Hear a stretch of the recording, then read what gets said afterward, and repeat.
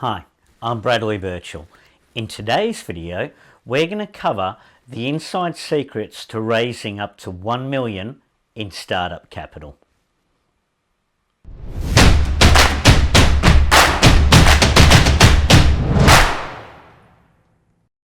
Now, a little about me. I've founded over 10 successful startups and I've raised tens of millions of dollars. I've done capital raising in Australia. I've done capital raising pitches at Bloomberg in London. I've presented at Bloomberg in Hong Kong on capital raising, and I've also presented on capital raising in Singapore. So a wealth of experience, and what I've learned is that to be successful you have to be persistent and you have to have done the preparation. So less about me and more about what you need to do. Now, we're going to go through this fairly quickly. If you want the detail, go to my website bradleybirchall.com and check out the live webinar.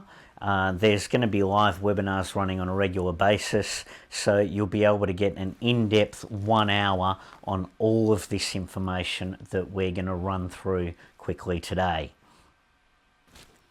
It's best we start with a background on the different types of startup capital.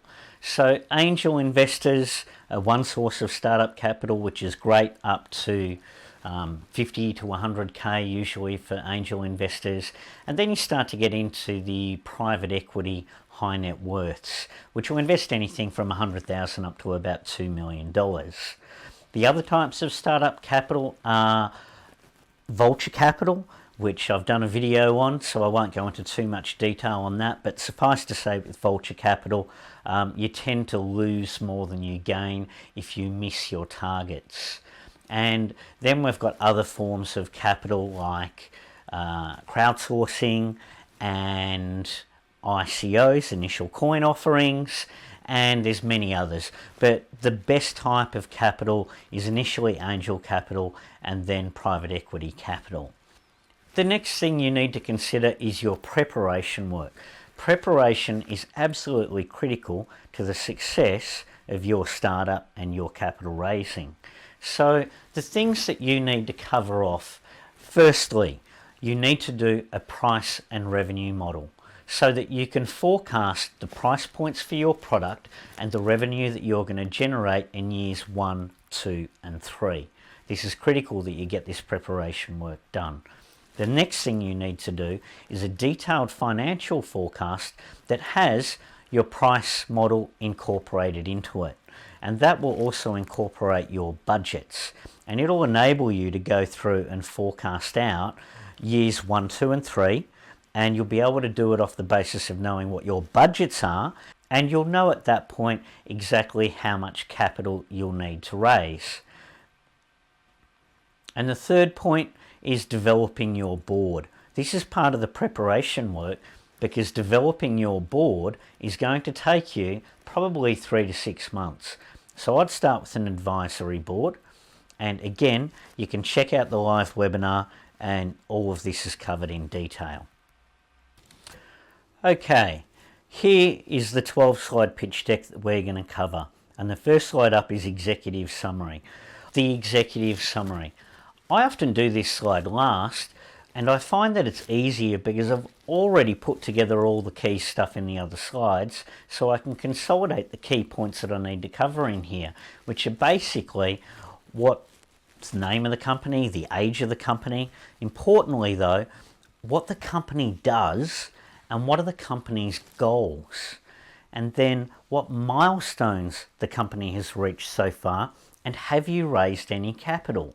So again, I would do this slide last, finish all the other slides first, then you can take the information out and drop it into the executive summary.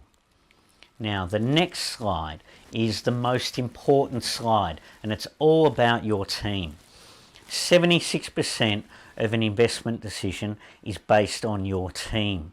That's what investors think, and this is what they look for. If they see that you don't have the necessary experience in your team, you're going to get written off. What you need to cover in here is 3 or 4 bullet points and a block of text that highlights their key experience or related experience. So maybe they'd been involved in a startup or a similar company before, and this is what you've got to cover off. Slide 3, the problem. What is the problem you are solving in the market? And describe the pain points that you're addressing in the market and how big those pain points are. An investor really needs to know that this is a big problem and you've got the solution. Why is it such a big problem? What has caused this problem to exist, and why has no one solved it? It's important that you get this right, and then cover off barriers to entry.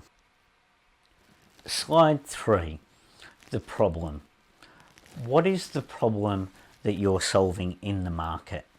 Describe the pain points that you are addressing and quantify how deep and how big these pain points are.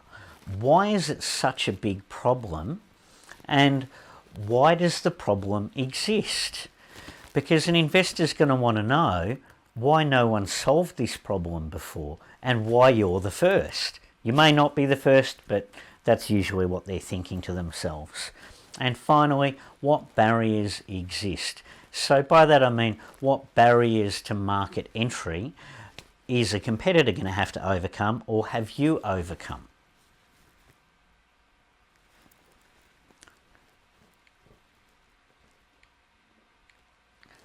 Slide 4, the solution. What does your primary product do, and how is this an improvement on existing companies or products in the market? And why is your solution the best? You've got to provide here some visuals of your product or service, because a picture's worth 1,000 words, and you also need to cover what stage you're at and how defensible is your product.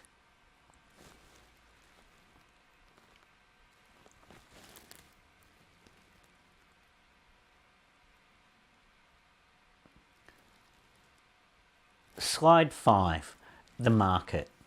How big is the problem that you're solving? Who are your customers that you're going to target? And can you quantify those customers? And what data can you use to reference what you've said? You need to be able to back this up with some hard data. You don't need to present it, but it always helps if you can quote a couple of names.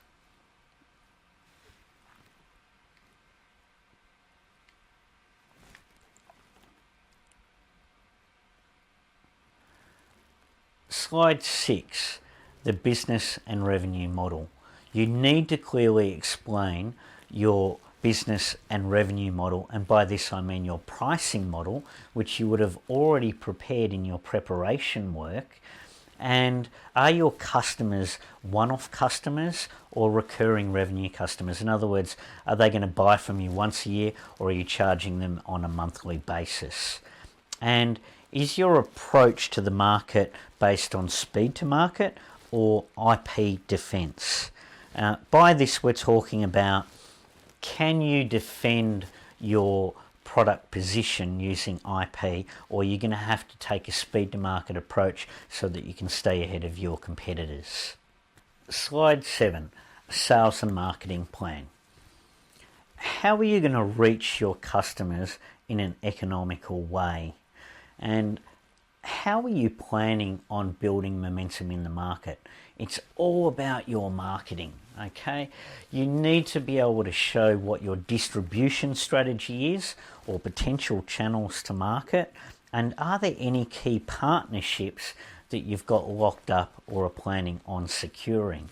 So it's this slide which I normally prepare based on a digital online strategy as the capture point for my customers, and then converting them using internal salespeople. You might have a purely online product, or you might have a physical product, but no matter what your product is, you should always have a solid marketing strategy based on line.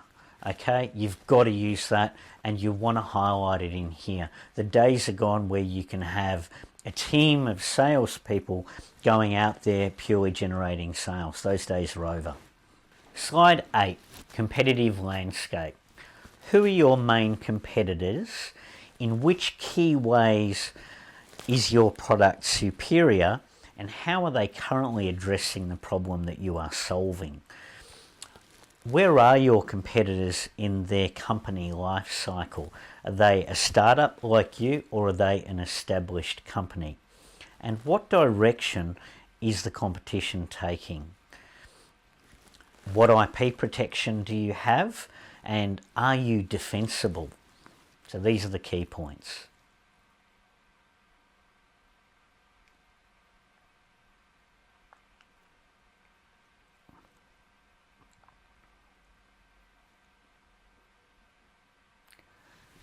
Slide 9, traction and milestones.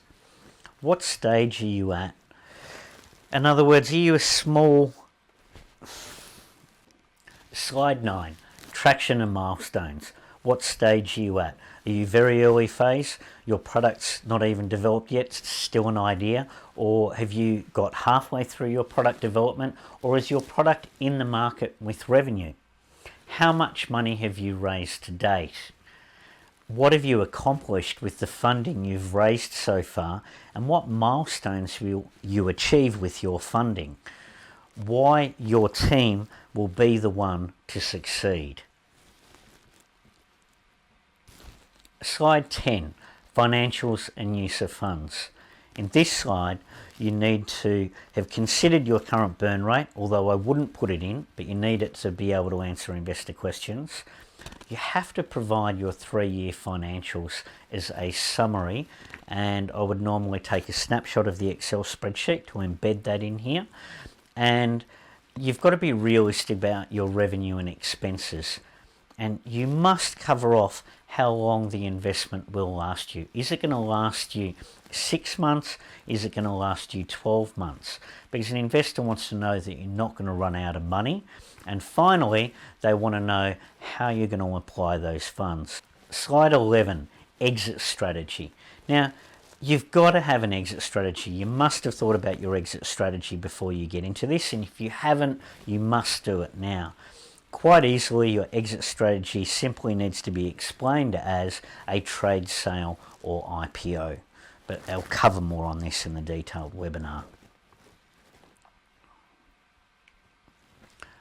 Slide 12, investment offer and how to apply.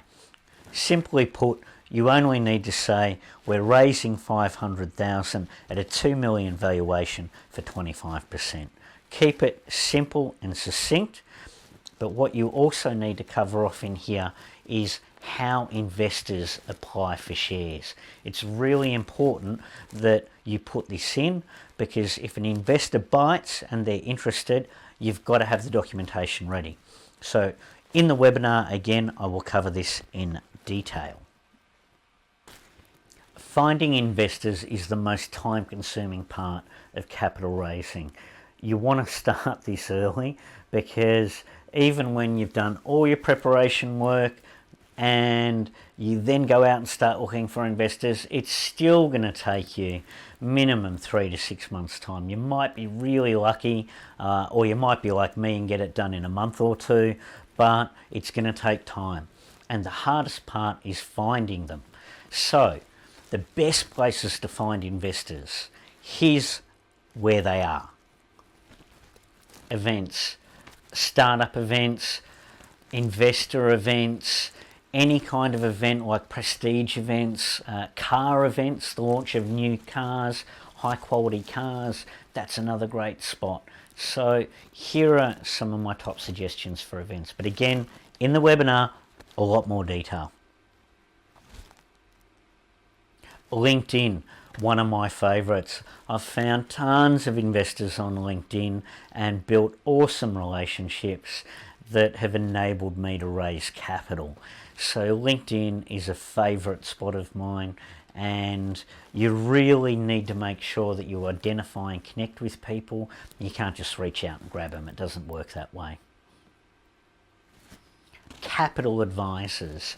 So capital advisors, people like myself, although there's very few of them out there that have actually raised tens of millions of dollars and actually founded more than 10 of their own startups, but have a look for them anyway, or get in touch with me, because capital advisors can really help you get through this. But you do need to shortlist them, and you do need to check references, and you do need to query them in detail. Angel investors, worth considering. They're good for your $20,000 to sort of $50,000 mark, but they're no good once you get beyond that. And when you're thinking angel investors, make sure it's smart money. VC companies, go watch my video on this about vulture capital. Enough said. Private equity companies, good for when you post revenue, no good for small capital raise.